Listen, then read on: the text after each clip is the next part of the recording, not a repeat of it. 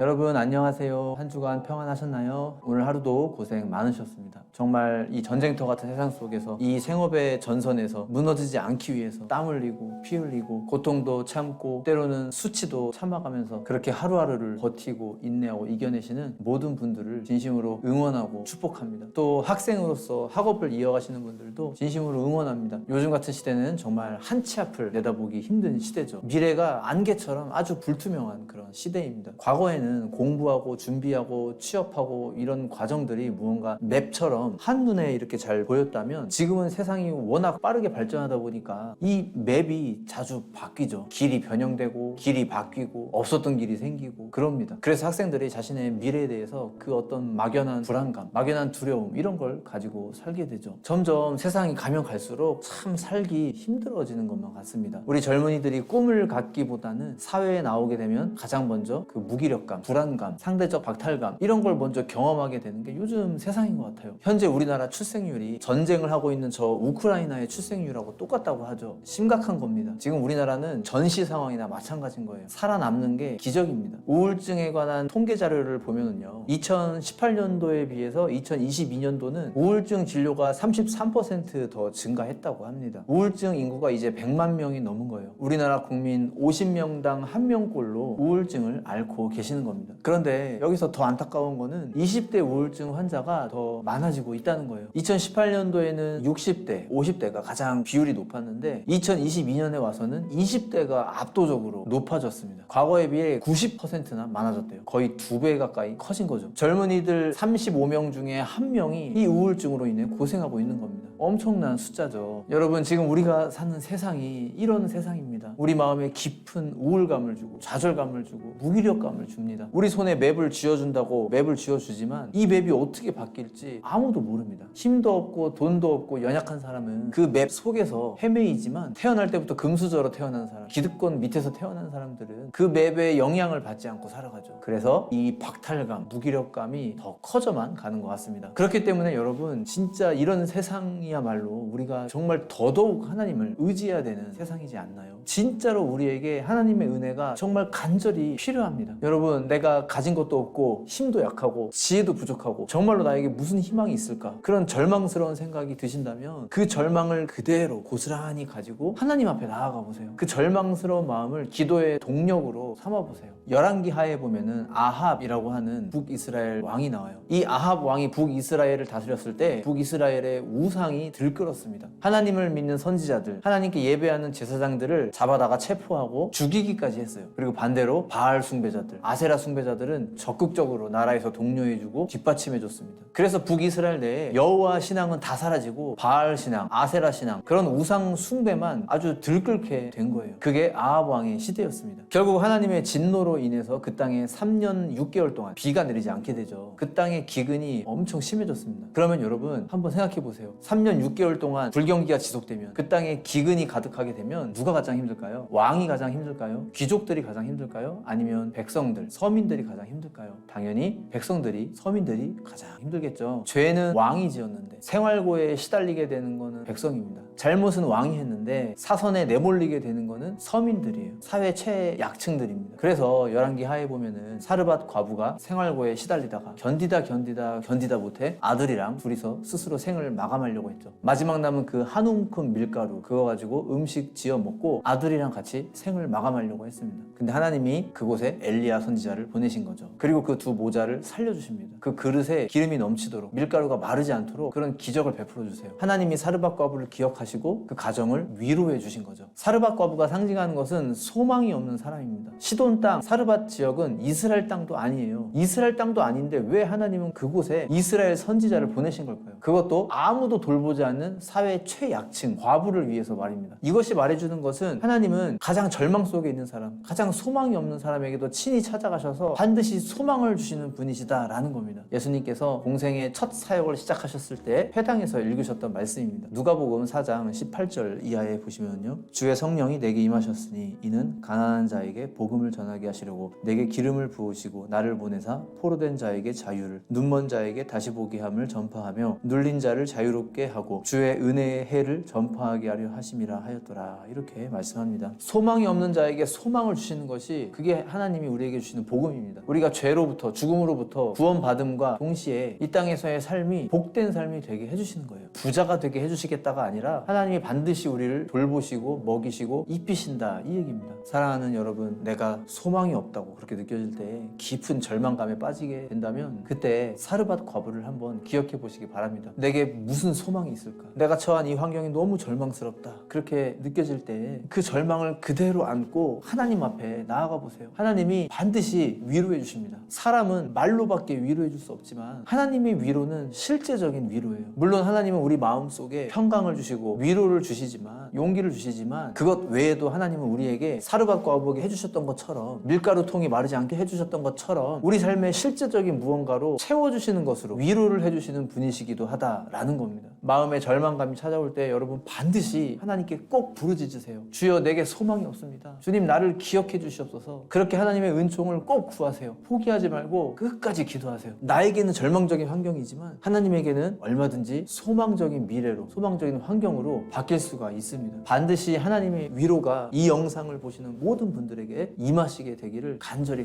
기도드립니다.